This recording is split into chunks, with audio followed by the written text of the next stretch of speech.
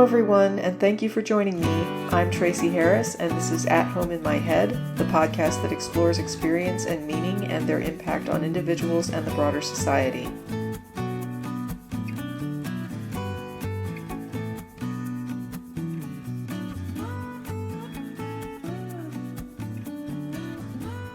I need to begin this episode with a content warning for both suicide and spoilers for a movie called Dog. If suicide is a trigger for you, this episode is not for you. I advise you to skip it and wait for the next one. When I was younger, people had a lot of hate aimed at lawyers. It's weird that we don't see that much today. Not that I'm saying people should hate lawyers, but I don't know where all that anger at them dissipated to. It seemed to just rise up and then fade away. But in the midst of that anger, there were a lot of lawyer jokes, or anti-lawyer jokes. And one went like this: "What do you call a dead lawyer?" The answer was, "A good start." And today it seems that all that anger and dark humor is aimed at CEOs, which isn't surprising to me at all.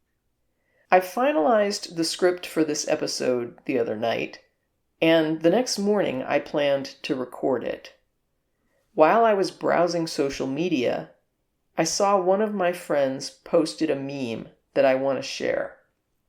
It said, "On December 4th, 2024, a man we did not know was gunned down by another man we did not know. Using only the name of the company the victim worked for and his job title, almost every American immediately and accurately determined the motive for his murder. If a job title is a motive for murder in the eyes of an entire nation, then something is wrong with your business." I tried, but I wasn't able to script the things that I want to say about the 2024 election and the events around the CEO shooting. It wasn't a lack of opinions and thoughts so much as an avalanche so overwhelming that I found it impossible to organize them into consumable bites.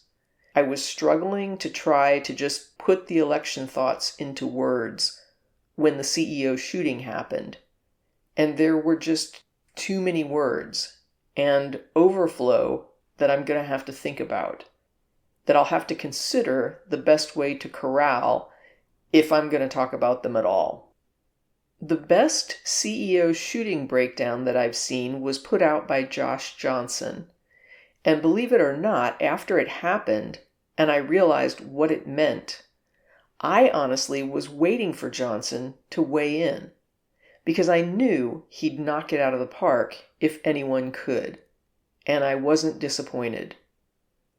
As a bonus then, I'm going to add a link to Johnson's hour-long routine and suggest that in my humble opinion, it's completely worth the hour. As far as the elections, there are only so many times that I can see my friends voting for and paying taxes to what we're witnessing in Gaza, while calling other people Nazis. The choices in 2024 were so gut-wrenching that it's hard for me to judge anyone on how they voted. No votes, third party, Democrat, even accelerationists who voted Trump. There was no good opinion because the nation we live in is so immensely founded on atrocity as a way of life that it can't seem to offer us a choice that doesn't include mass death and criminal behavior. Regardless of my vote, I'm finding it hard to live with even paying my taxes.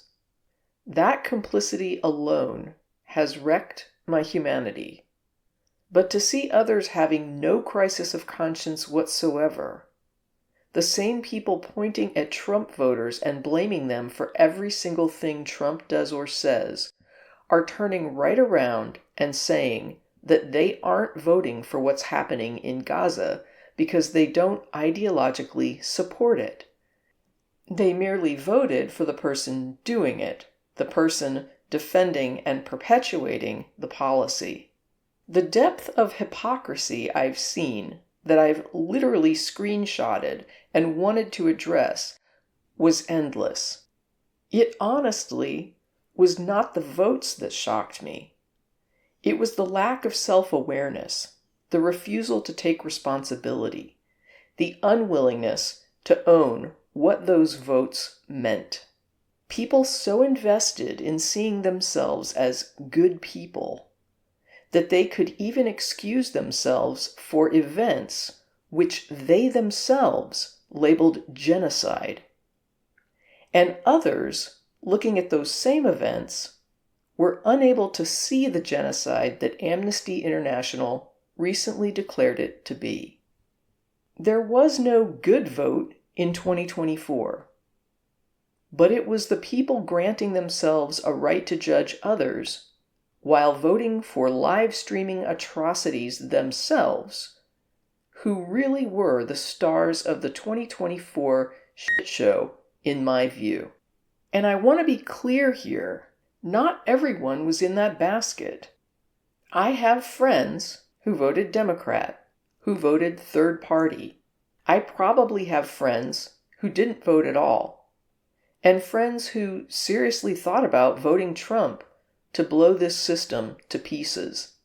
But the only ones I judge were the ones thinking that they had a moral high ground over any of the others, when none of these things ultimately was going to matter because the USA isn't sustainable.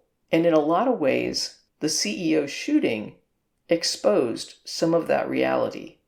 One of my friends posted a comment saying that they'd seen memes saying that Nazis who didn't hate, but who voted Hitler because they wanted trains to run on time, were still Nazis.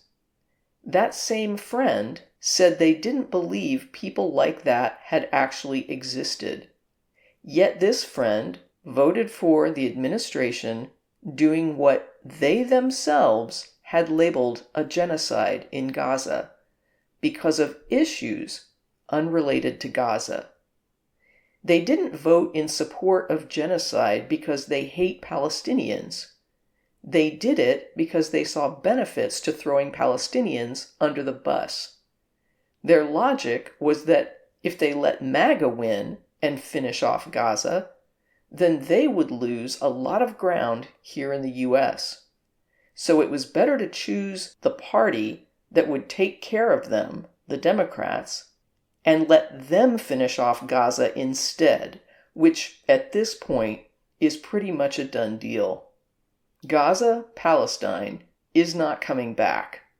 The US has made sure of it, handing Israel the military aid to get it done, while Israel threw bodies at the effort. They're clearing out the West Bank as well, along with even other nations at this point. And we in the US continue to support an ally that launched not one, but 2 mass terrorist attacks against Lebanon. And when I look back at the thread of history, my black friends, my indigenous friends, it seems like we started out exploiting and killing and robbing non-white nations. And we've never stopped. We're still doing what we've always done. And I don't know. Maybe that's all I have to say about it. Maybe I don't need to go into 1,000 individual examples of the hypocrisy of the people around me. I will just summarize by saying that at this point, when I see a Nazi meme, I can't tell without looking at the comments if it's an anti-genocide person calling out Biden or a US liberal calling out MAGA. I'm not going to say both sides are the same, but we had 0 viable candidates who weren't promising to finish the job in Gaza in the worst way. So, at least in this aspect, both sides were indistinguishable.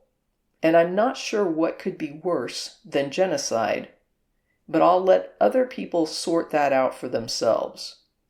I don't know if it's better to do a genocide and feel bad about it, or to do it and think your hands are clean, But just me personally, the person who refuses to own the damage they've supported seems far more dangerous and cold-blooded. On the one hand, someone who will do a necessary evil by genociding a community may decide the next necessary evil is to genocide my community. So there's certainly an argument to be made that that person is untrustworthy. On the other hand, how much less trustworthy is the person who will do a necessary evil by genociding a community and then turn around and say they've done nothing evil, and then point to other people and say those are the ones acting like Nazis? I don't know how some people are erasing their culpability in this bloodbath, but many of them are adherents to the mantra, impact, not intent. And yet they're still leading with the argument that they don't ideologically support the damage that they're voting for, so they can't be blamed. Just astounding hypocrisy, and hard to address as thoroughly as I think it should be addressed. Here's where I insert the big sigh of, what the hell do we even do with this country now? And I'm going to move along to a separate topic that I chose because it's not nearly as stressful to me. Something bite-sized that I can actually discuss without scripting for 40 pages, erasing, scripting another 20, adding another 10, and then looking at that mess thinking, what the hell do I even do with this now? No, this is not going to be another Aaron Bushnell story. But this episode's topic made me think of him. Unless you've been hiding in a bunker and considering the state of the world, maybe you have, you know that Aaron Bushnell was a young soldier who self-immolated because he couldn't handle his culpability with what was happening in Palestine. He's an example of what happens when someone actually connects the dots. He's what I would be doing if I had an ounce of integrity. I like to think that I'd sacrifice my life rather than kill tens of thousands of children. But I paid my taxes in 2023, and I'm sure I'll do it again in 2024. So, noble as my internal ethics may be, outwardly, I am willing to slaughter those kids rather than face a tax penalty for refusal to pay. If I'm too cowardly to not pay taxes to fund their slaughter, then I'm fooling myself to think I'd die to avoid being the one responsible for their deaths.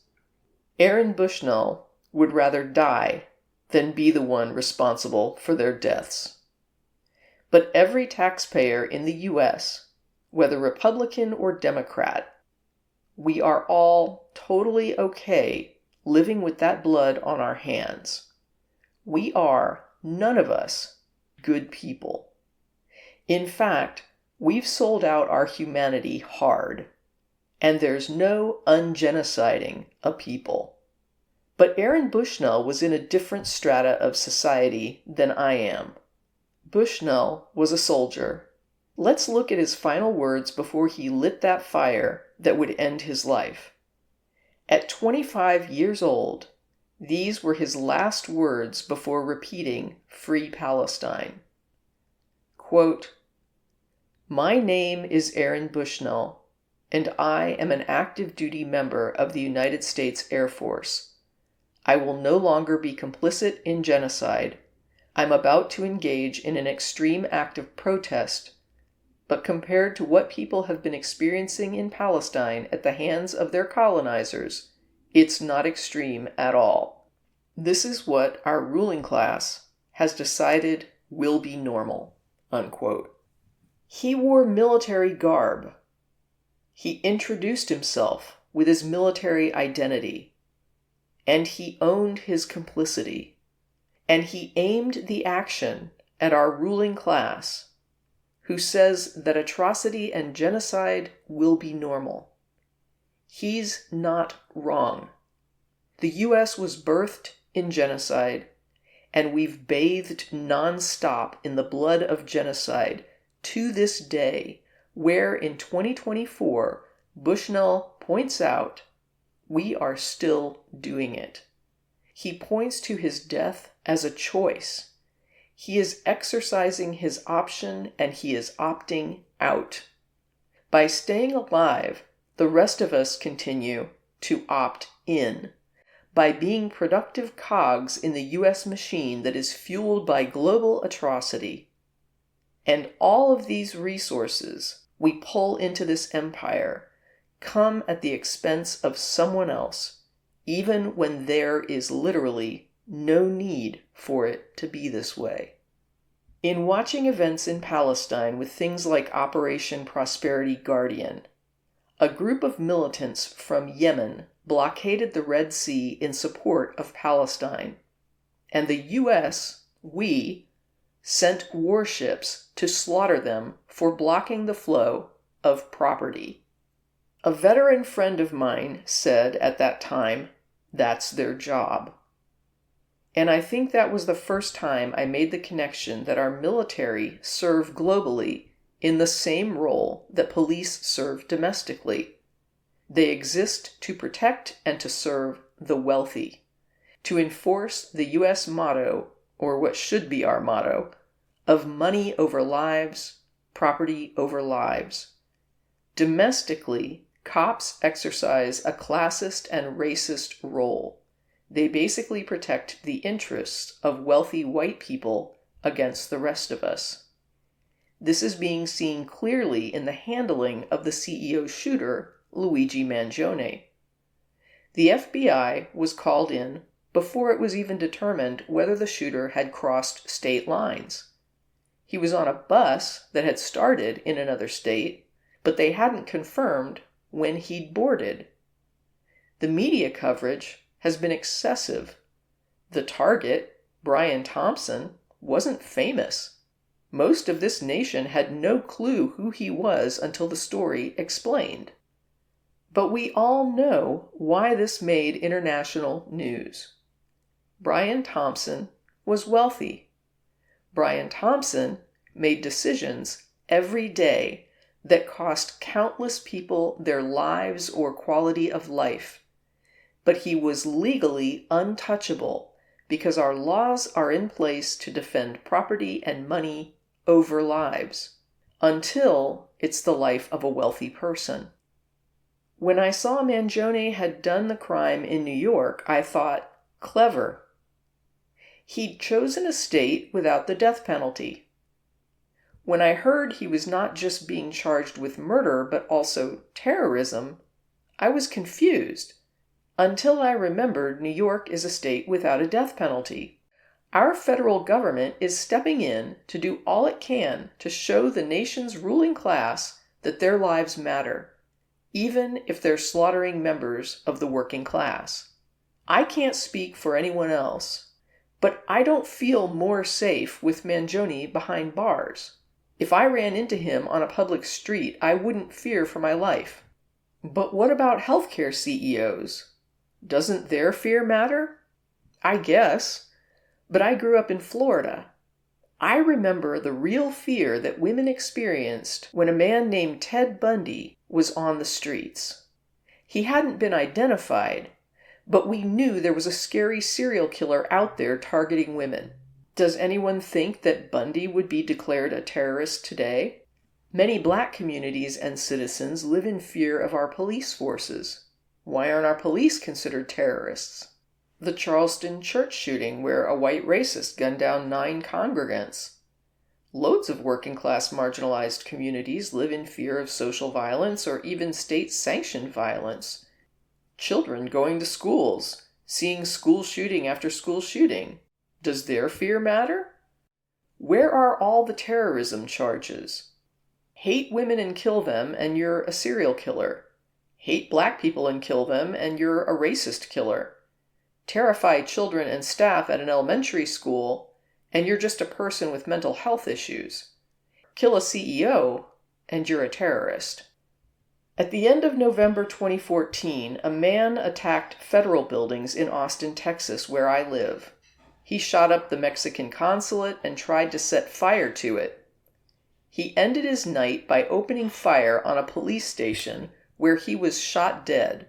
Obviously, charges were never necessary because he was killed at the scene, but even this guy, Larry McWilliam, wasn't referred to as a terrorist in any of the press releases or media coverage.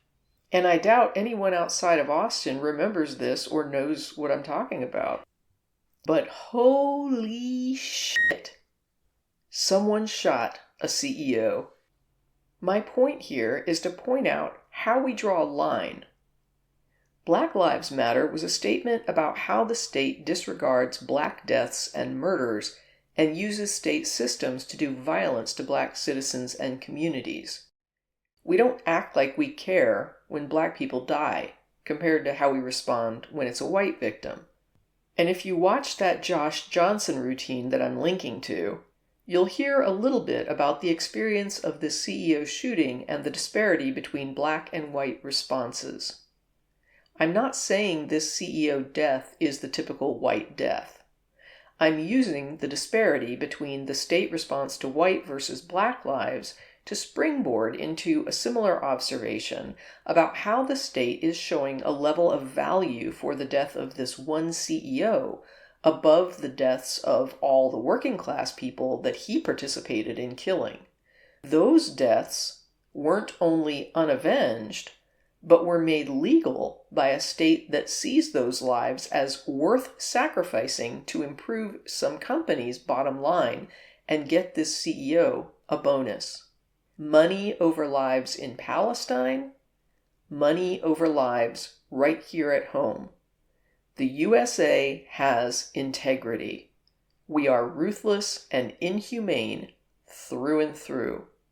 Slice us and dice us, and in every layer you'll find a total lack of humanity and fealty to the almighty dollar and all of the power it represents both at home and abroad.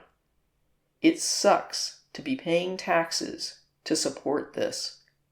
It sucks to have to vote in an election where you know all roads lead to propping up this same failed state, where the best you think you can do is to slaughter people abroad to try and salvage something here at home, even though none of this death is necessary, except to line the pockets of a wealthy ruling class. As horrifying as it's been to me to realize this is my role in the world, I can't imagine what it would be like to exist on the front lines. What must it have been for Aaron Bushnell to see U.S. ally forces committing war crimes and atrocities, to know that he volunteered to serve for reasons of his own, and to realize this is the service in which he's being used? Not protecting and defending the lives of his friends and family and fellow citizens, but sent to the Red Sea to slaughter brown people in the Middle East for trying to stop your nation's proxy genocide against those with which they feel solidarity. U.S. Army veteran Mike Prysner co-founded an organization called March Forward. The group encourages active duty military to resist. Prysner himself served in Iraq as a specialist. He was responsible for ground surveillance, home raids, and prisoner interrogation. His experiences drove him to an anti-war position. I'd like to read a speech he made that explains his philosophical shift. It's long, but I believe it's worth hearing. Quote, "My name is Mike Prysner. I joined the Army and went for basic training on my 18th birthday in June of 2001. I was assigned to the 10th Mountain Division, and in March of 2003, I was attached to the 173rd Airborne Brigade deployed to northern Iraq. So when I first joined the Army, we were told that racism no longer existed in the military. A legacy of inequality and discrimination was suddenly washed away by something called the Equal Opportunity Program. We would sit through mandatory classes, and every unit had this EO representative to ensure that no elements of racism could resurface. The army seemed firmly dedicated to smashing any hint of racism. And then September 11th happened, and I began to hear new words like towelhead and camel jockey, and the most disturbing, sand nigger. And these words did not initially come from my fellow soldiers, but from my superiors, my platoon sergeant, my company first sergeant, battalion commander. All the way up the chain of command, these terms, these viciously racist terms, were suddenly acceptable. And I noticed that the most overt racism came from veterans of the first Gulf War, and those were the words they used when incinerating civilian convoys. Those were the words they used when this government delivered any targeting of civilian infrastructure, bombing water supplies, knowing it would kill hundreds of thousands of children. Those are the words the American people used when they allowed this government to sanction Iraq. And this is something many people forget, and we can't forget. We've just learned that we've killed over 1 million Iraqis since the invasion, but we already killed 1 million Iraqis in the 90s through sanctions and bombings prior to this invasion. But the number is truly much higher. When I got to Iraq in 2003, I learned a new word, and that word was Haji. Haji was the enemy. Haji was every Iraqi. He was not a person, a father, a teacher, or a worker. And it's important, we've heard this word a lot during Winter Soldier. But it's important to understand where this word came from, and to Muslims, the most important thing is to take a pilgrimage to Mecca. It's the Hajj. And taking this pilgrimage is the Haji. And it's something in traditional Islam that is the highest calling in their religion. So we took the best thing from Muslim and made it into the worst thing. But history did not start with us, and since the creation of this country, racism has been used to justify expansion and oppression. The Native Americans were called savages. The Africans were called all sorts of things to excuse slavery. And Vietnam veterans know of the multitude of words used to justify that imperialist war. So Haji was the word we used. It was the word we used on this particular mission I'm going to talk about, and we've heard a lot about different raids and kicking down doors of people's houses and ransacking their houses. But this mission was a different kind of raid. I never got any explanation for these orders. We were only told that this group of houses, of 5 or 6 houses, were now property of the U.S. military, and we had to go in and make those families leave those houses. So we went to these houses and informed the families that those homes were no longer their homes. We provided them no alternative, nowhere to go, no compensation. And they were very confused and very scared and didn't know what to do, would not leave, so we had to remove them from those houses. One family in particular, a woman with 2 small girls, very elderly man, and 2 middle-aged men, we dragged them out of their houses and threw them onto the street and arrested the men because they refused to leave. Arrested the old man and sent them off to prison. And at that time, I didn't know what happened to people when we tied their hands behind their back and put a sandbag over their head. Unfortunately, a few months later, I had to find out. We were short interrogators, so I was assigned to work as an interrogator. I oversaw and participated in hundreds of interrogations. One in particular I'm going to share was a moment for me that really showed me the nature of this occupation. This particular detainee, when I was sent to interrogate him, he was stripped down to his underwear, hands behind his back, and sandbag on his head. I never actually saw the man's face. My job was to take this metal folding chair and just smash it against the wall next to his head.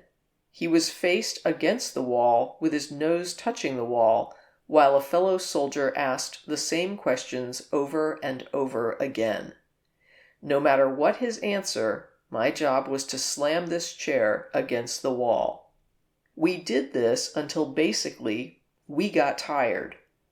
And I was told to make sure he stood against the wall for however long, and I was guarding this prisoner, and my job was to make sure he kept standing up. But I noticed there was something wrong with his leg, and he was injured, and he kept, falling to the ground. And the sergeant in charge would come and tell me to get him up on his feet, so I'd have to pick him up and put him against the wall, and he kept going down, and I'd have to keep pulling him up and putting him against the wall. And my sergeant came around, and he was upset with me for not, continue making him to stand.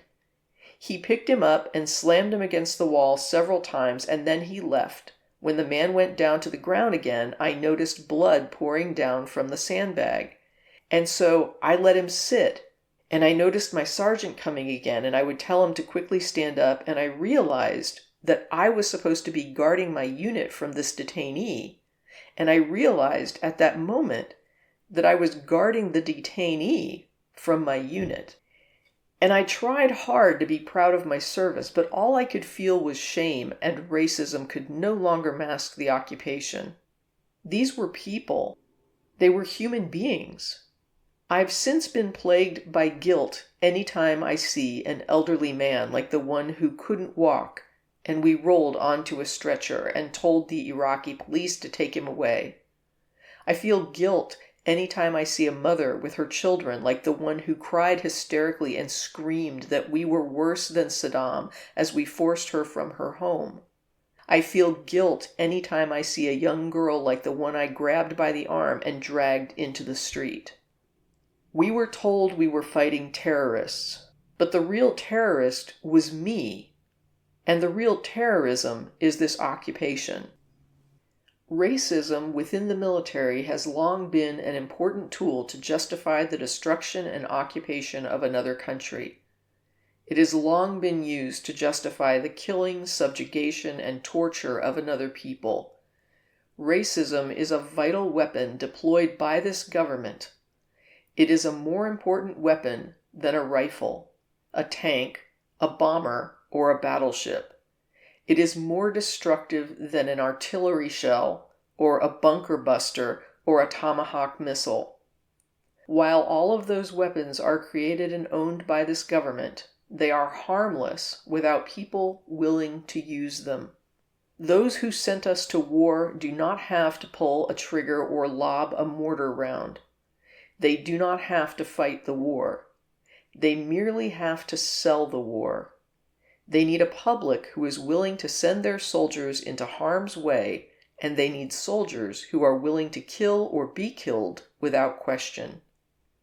They can spend millions on a single bomb, but that bomb only becomes a weapon when the ranks in the military are willing to follow orders to use it. They can send every last soldier anywhere on earth, but there will only be a war if soldiers are willing to fight, and the ruling class, the billionaires who profit from human suffering, care only about expanding their wealth, controlling the world economy, understand that their power lies only in the ability to convince us that war, oppression, and exploitation is in our interests. They understand that their wealth is dependent on the ability to convince the working class to die to control the market of another country. And convincing us to kill and die is based on their ability to make us think that we are somehow superior. Soldiers, sailors, Marines, airmen have nothing to gain from this occupation.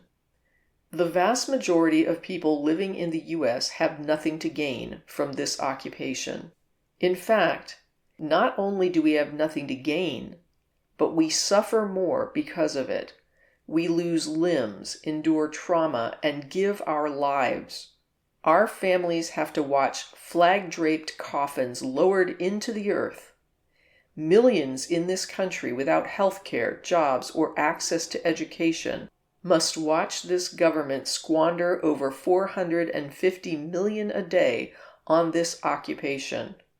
Poor and working people in this country are sent to kill poor and working people in another country to make the rich richer, and without racism, soldiers would realize that they have more in common with the Iraqi people than they do with the billionaires who send us to war.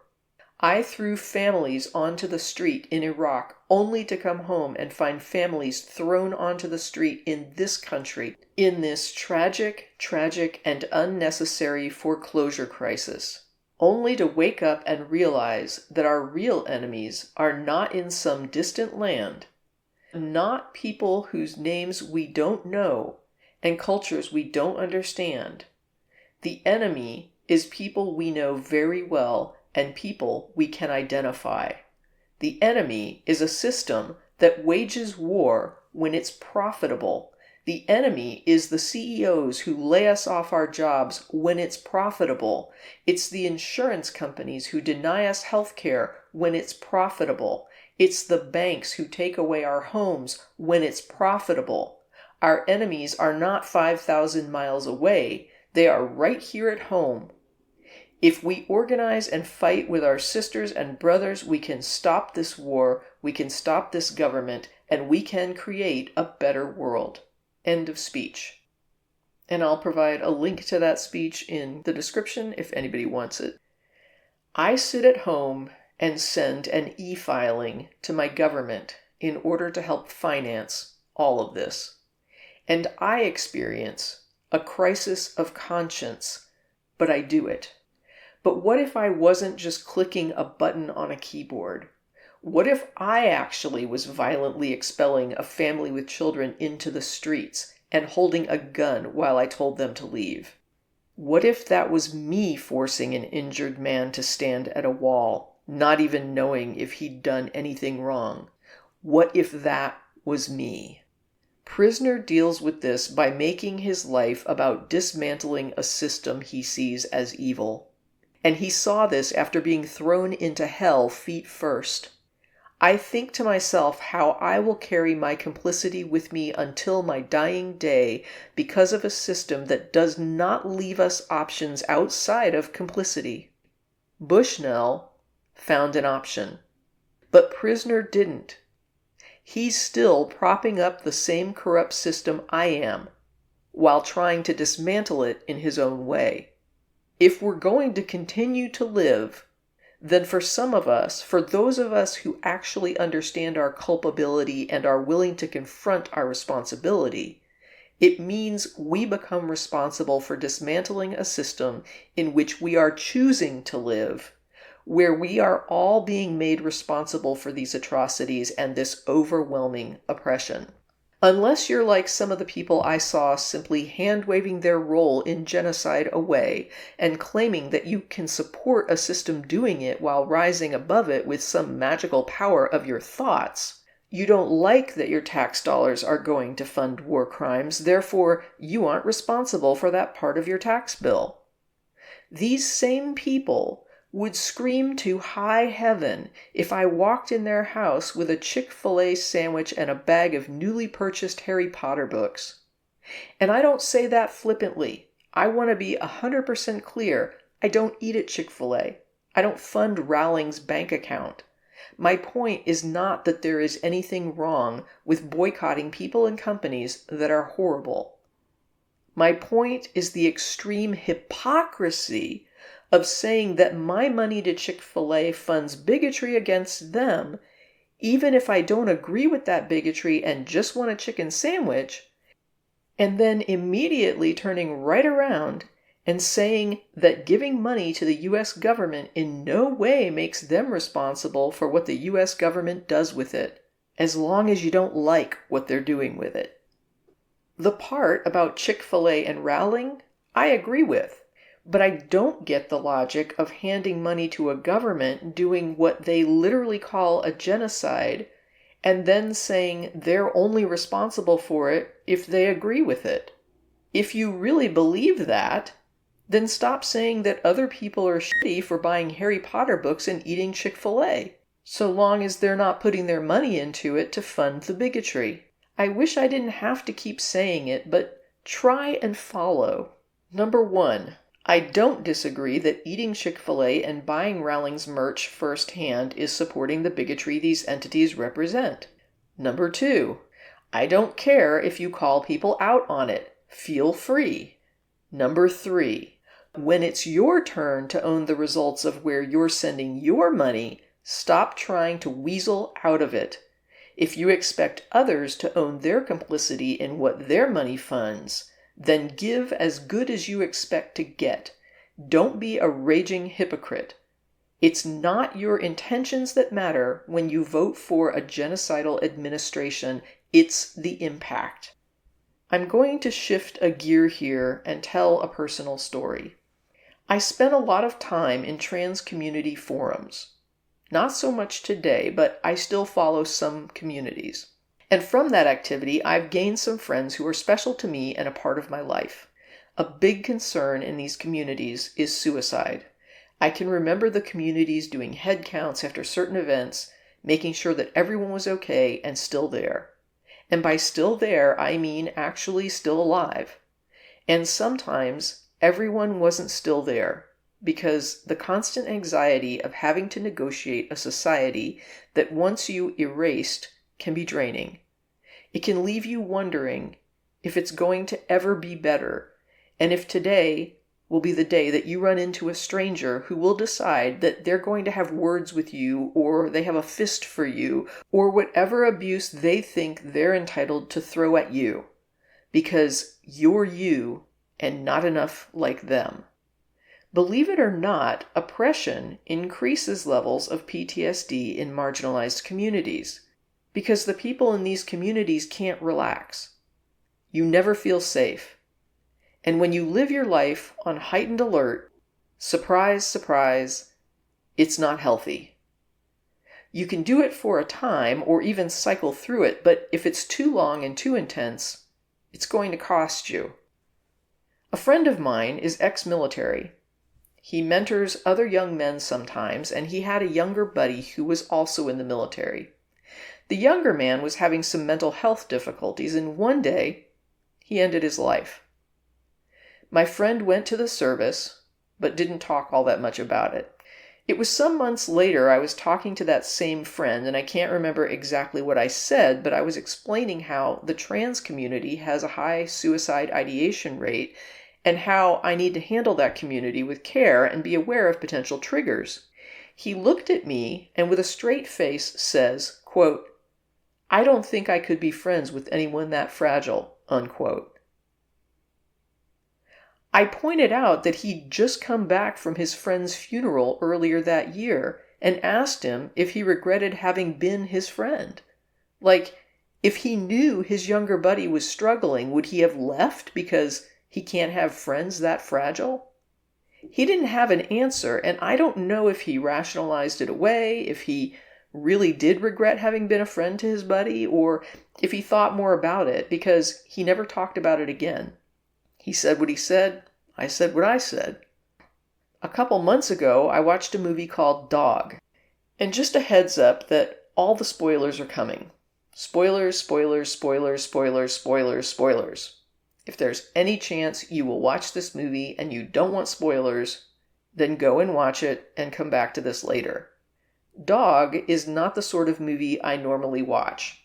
I grew up in the generation of The Yearling and Old Yeller and Where the Red Fern Grows, so I'm not much for tearjerkers anyway, but put an animal in it and you can 100% miss me with that shit. Also, plague dogs. Thanks for the devastation. Anytime I see an animal in a horror film up front, I think, aw, poor animal, because we all know what's coming. It's either going to end up dead or it's going to have to be killed after it turns evil. I refused to watch White God, and Dog was on my do not watch list as well. But honestly, it wasn't the sort of film that would normally entice me anyway. But I was looking for something to watch, so I put it on. Before doing this episode, I was ready to say that this isn't a suggestion that anyone watch it, but actually, the film, it turns out, has gotten pretty fair reception and reviews. It's nothing I would call a masterpiece, but for an average I've got nothing else to do for 2 hours block of entertainment, it's perfectly adequate. I read that some of the reviews were lower than they'd normally be because it was categorized as a comedy. I think if someone's looking for a comedy, this probably isn't the film for you. For me, the content is serious and even dark and sad. In my opinion, the humor is there only to help lighten the heaviness of the message. The basic plot is about a soldier, Jackson Briggs, whose combat buddy has died in a car accident. Jackson has sustained an injury himself, but wants to continue serving and asks to be sent to Pakistan. He makes a deal to get that post if he'll bring a war dog named Lulu to the funeral of his dead buddy. Lulu is suffering severe PTSD after her last mission with her handler, which was apparently a very violent and horrible incident. No one is able to work with her now because she's aggressive and volatile and no one can handle her. And after she appears at the funeral, she's actually scheduled to be turned over to be euthanized. So her final mission is to do PR for the US military, to show up and be the faithful dog to the now dead Rodriguez and make the people feel that tearjerker sense of patriotism instead of what's really happening. And what's really happening is actually worse than what's going to happen to Lulu, who has been so mentally screwed up that she can no longer function safely around people.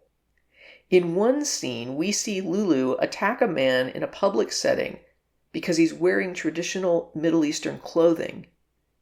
In an awkward scene where Briggs is talking to authorities, he literally has to explain that the dog is just responding to her training to attack people who look like this man at the hotel, basically admitting the dog has been trained to racially profile.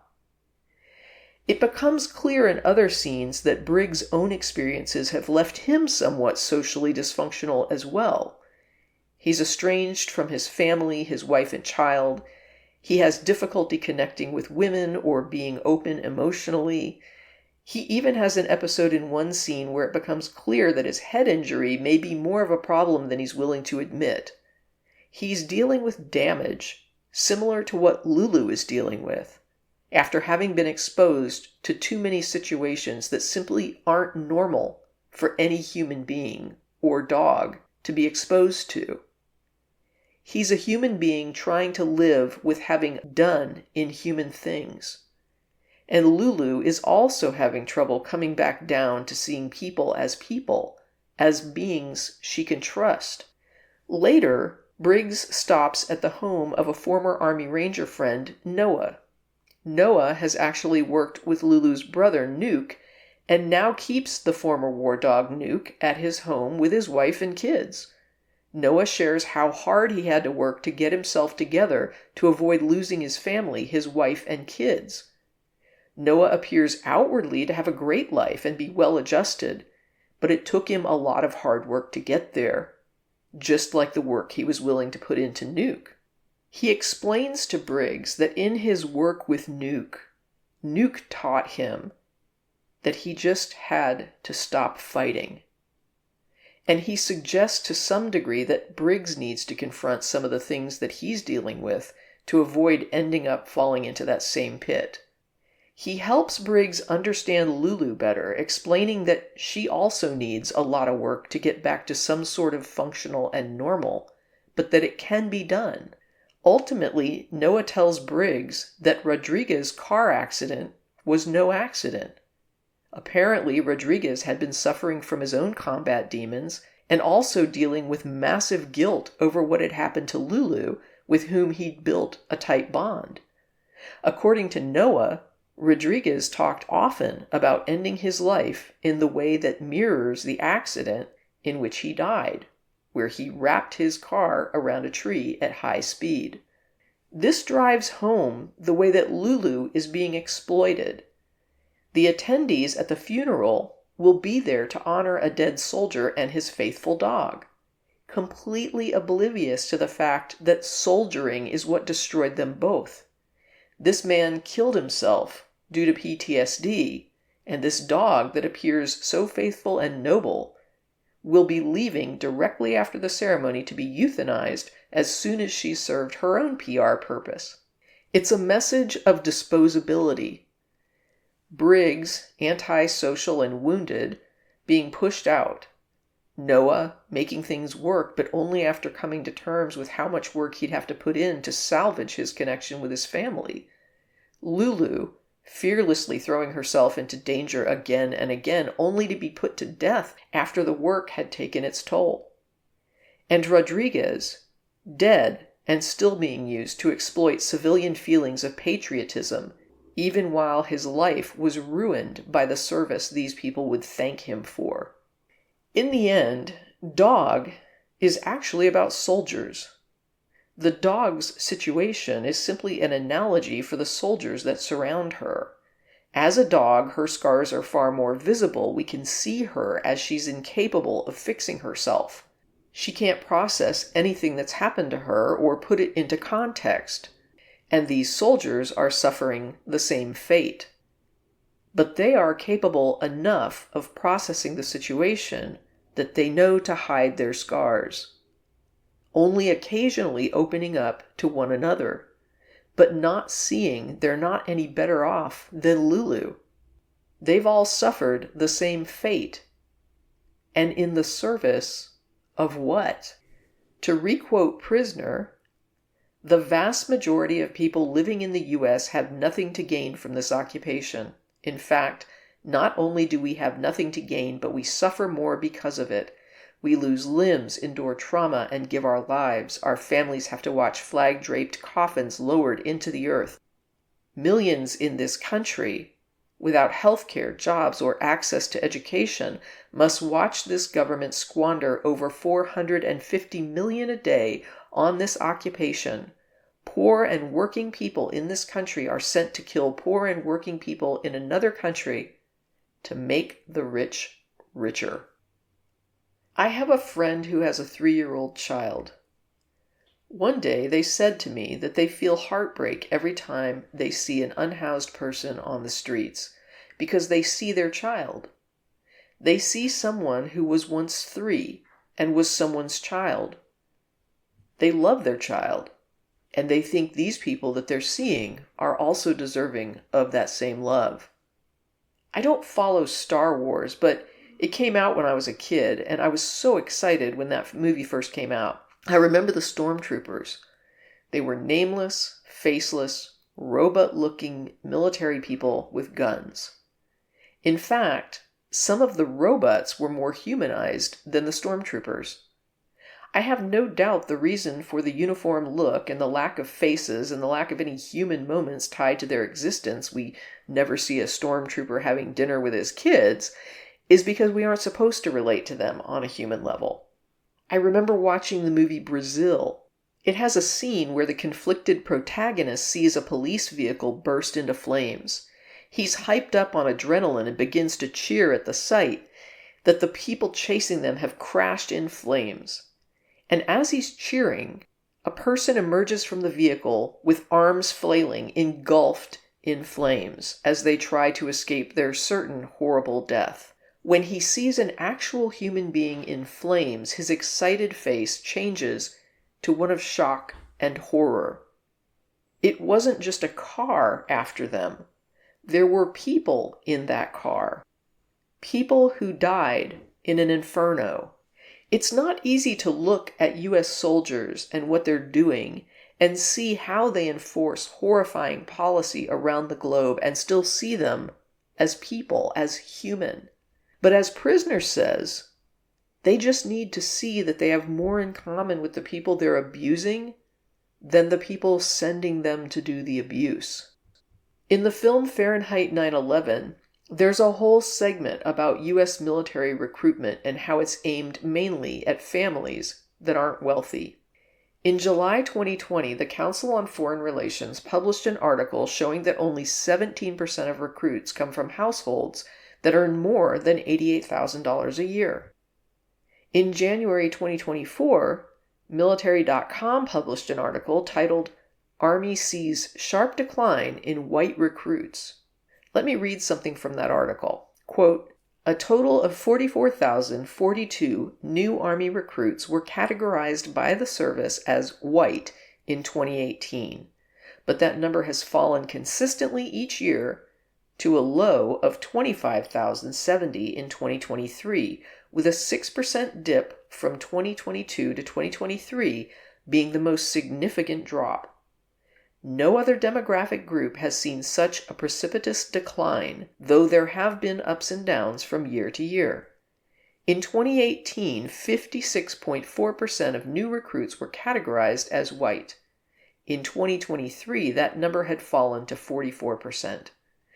During that same 5-year period, Black recruits have gone from 20% to 24% of the pool, and Hispanic recruits have risen from 17 to 24%, with both groups seeing largely flat recruiting totals but increasing as a percentage of incoming soldiers as white recruiting has fallen." End quote. I remember the episode I did on unions. I can't remember if this part of it made it into the content or not, but when I talked to my guest, he mentioned that the military doesn't pay for college the way a lot of people believe it does. They will provide a stipend, but it covers as much as it covers, regardless of your actual tuition costs. So the deal is to offset your tuition, not cover it entirely. We're exploiting social disadvantage to recruit young people, some of them literal minors, into jobs that can destroy them. What got me thinking about this topic is something I haven't even mentioned yet, if you can believe it. I came across a website for the U.S. Department of the Interior called Operation Warfighter, OWF. It's a program that describes itself as follows. Operation Warfighter is a temporary assignment internship program developed by the Department of Defense for recovering service members that are convalescing at military treatment facilities throughout the United States. The program provides recuperating service members with meaningful activity outside of the hospital environment and offers a formal means of transition back to the military or civilian workforce. This led me to another website for Boston University where I found a section called The Brink, which is for pioneering research done at the university. The article was titled, "Suicide Now the Primary Cause of Death Among Active Duty U.S. Soldiers. Army veteran and Boston U PTSD expert James Whitworth on what's behind the troubling numbers." The first thing I thought of was that suicide rates might actually be higher in the military because it's a subset of the population that is screened for fitness. So it's going to represent, I would assume, a healthier group of people, less likely to die of things that might afflict the rest of the population. So of course I checked myself on that, and it turns out that while yes, military are more likely fit, suicide is on the rise. The article is from July 2024 and states the following. A recent study released by the Pentagon revealed a sobering statistic. U.S. soldiers are now more likely to die from suicide than any other cause. The report, which examined the deaths of 2,530 active duty Army soldiers between 2014 and 2019, showed that soldiers are nearly 9 times more likely to die by suicide than they are in combat. The numbers reflect an increased rate of suicide in general across the United States. In 2022, the provisional estimate for suicide deaths in the U.S. was 49,449, according to the Centers for Disease Control and Prevention, an increase of 2.6% from the year before, and an increase of more than 37% since 2000. In all cases, firearms were the leading cause of death. This brings up another key point. Suicide by gun is one of the most reliable methods. People who use a gun are more likely to die in their first attempt than most other common methods. And the military is a gun-friendly environment, so it makes sense that suicides would be higher there, right? But according to the website deploymentpsych.org, the Uniformed Services University Center for Deployment Psychology has a post there titled Suicide in the Military, and it notes that, quote, historically, military suicide rates have been lower than those found in the general population. Rising suicide rates among service members and veterans over the past decade have raised public and professional concerns. It goes on to say, elevated suicide risk has been shown to endure well beyond military service, with veterans carrying a much greater risk for suicide than their civilian counterparts. According to the National Veteran Suicide Prevention Annual Report 2023, the veteran suicide rate was 33.9 per 100,000. Like service members, the most common method for suicide among U.S. veterans is firearms, accounting for over 2/3 of all veteran suicides. The article at Boston University focuses on stigmas and PTSD, but this sounds like speculation to me. I don't doubt the PTSD rates are high, but I'd like to see some actual research into causes. For example, in light of the reaction to the CEO killing, is it possible that more of our population overall is starting to see what Prysner discovered years ago? I have no idea what's causing the rise, but I know Aaron Bushnell made a clear statement that wasn't all that different than the one Prysner made. And I can't help but wonder what happens to a human being at 17 who enters the military for college money and is later thrown into what Prysner describes. Or someone who goes in because they love their country and want to defend the flag and apple pie, and they see the commander-in-chief of the U.S. military falsifying documents to continue selling weapons for war crimes and possible genocide. I seriously doubt any of these people understood what they were signing up for on this level, and awareness of this is on the rise. I don't think I've ever seen this country so aware of the atrocities the U.S. isn't just doing, but that it literally uses to fuel its economy.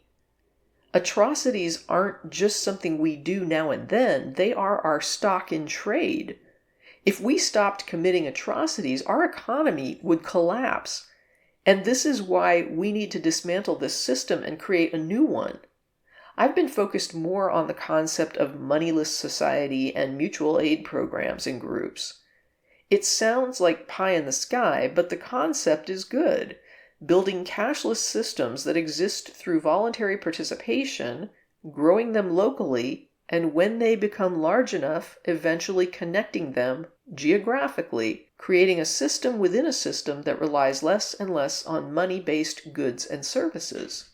One criticism of people wanting to take out the current system is that they don't have a plan for replacing it.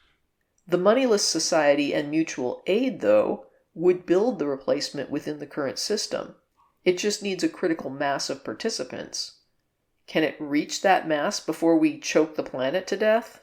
No idea. But the current system is heading toward choking the planet, and is killing us all at home and abroad, and I think, based on the reaction to that CEO killing, a lot of people are done with it. Whatever's going on, I'm not okay with using this nation's 3-year-olds as future fodder to enforce racism and corporate exploitation at gunpoint.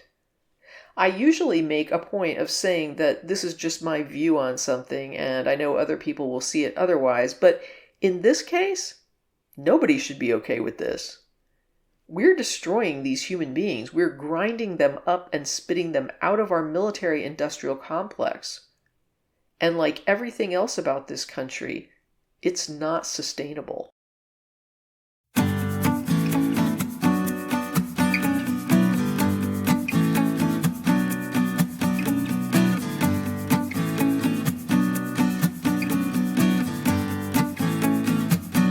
That's it for this episode of At Home in My Head, exploring experience and meaning in individuals and the broader society. Like and subscribe if you enjoy these talks, and in the meantime, stay safe, be well, and never stop exploring.